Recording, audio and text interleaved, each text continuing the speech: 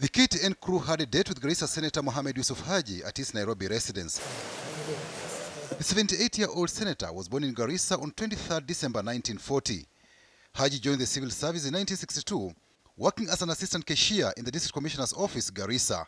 In 1963, Haji was among a group of youth from Garissa selected to train as administrators. He trained at the Kenya Institute of Administration, Lower Kabete, Nairobi. Haji completed his course in 1964 and was posted to Mandera. At that time, the shifter activity was at its height, and I was in Mandera, close to the border of both Somalia and Ethiopia. And I remember that several times in a convoy that I was leading. We used to travel about 40, 50 lorries to come to Nanyuke for provision, then Nairobi, and I was leading. And several times we were attacked. In March 2018, his son Nurdin Haji was nominated by President Uhuru Kenyatta to replace Keriako Tobiko. He was later appointed as the Director of Public Prosecution, a job he undertook with gusto, prosecuting high-profile cases relating to corruption. Many Kenyans thought that his appointment could have been influenced partly by his father, who is currently the senator for Garissa. That is rubbish. Those are people with very minute brain, because how many Kenyans have been appointed to that post, and even more senior post? Was it because of the influence of their father or their parent? To be honest with you, I did not even know that he was going to be appointed. It has come to me as a surprise. But just what does the elder Haji think about his son's new work, away from the Directorate of Intelligence, where he previously worked? We're very proud, but at the same time, we're a bit worried.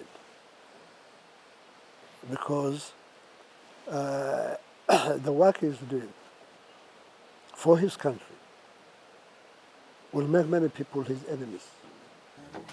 Nurdin has promised to nail more high-profile graft suspects. His offices, together with DCI, have sent cold shivers down the spine of graft cartels through the now popular Kamata Kamata Fridays operation. He should work without fear or favor. He should trust in God and in his country.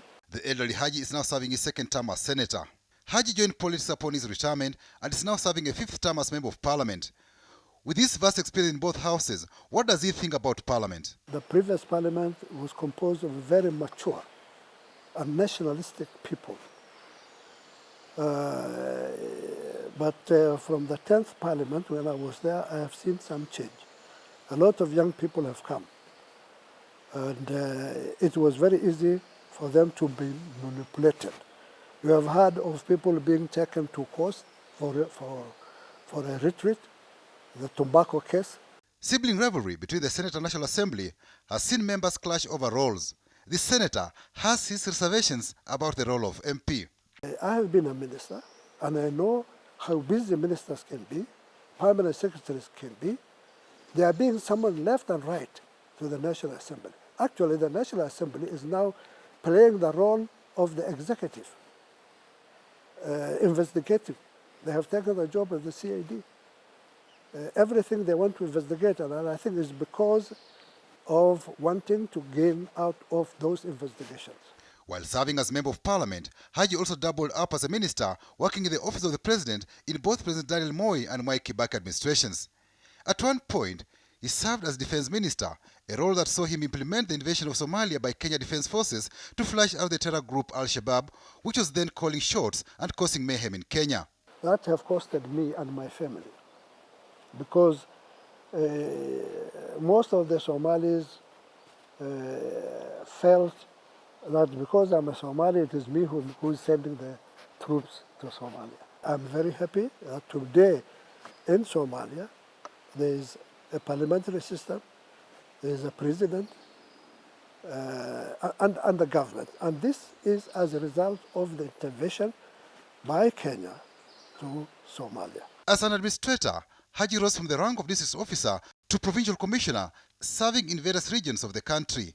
His nature of work challenging to a point of one time asking former President Moi to be transferred from the seat of Nairobi. So, why did he ask for transfer from Nairobi, where he had only served as a PC for a few months? All the Muslims, I will say, people from coast where I have worked earlier, people from Northeastern, they turned into my office. I turned my office into office of the northern Kenya, because anybody who wanted passport came to me. Anybody who wanted ID will come to me. So I went to Mzee Moi for the first time. I told him, Mzee, I came here to serve the people of Nairobi, and if you come to my office, every morning you will find about 30 people with their kelembes and kofias. I will make your government unpopular here. Haji served when PCs and DCs bestrode the land. At one point while serving as Rift Valley PC, the good administrator's car broke down and he needed a lift to an urgent meeting. Haji flagged down a private motorist. The car owner refused to give him a lift and was soon arrested. The motorist was spared a jail sentence when the then Attorney General entered a nolle prosequi. And what is his take regarding a push by a section of Kenyans for the scrapping of provincial administration? That the question of regional commissioners should be scrapped, and provincial commissioners and district officers should be reinstated. Chiefs should be given the powers which the chiefs used to enjoy. Provincial commissioners were the days of Haji and Inabahihu. They had the grip of the country, and they knew everything that was happening, and they were able to nap it before it exploded. These days it's not there. I normally say that regional commissioners have been castrated. Patrick Amimo, KTN News.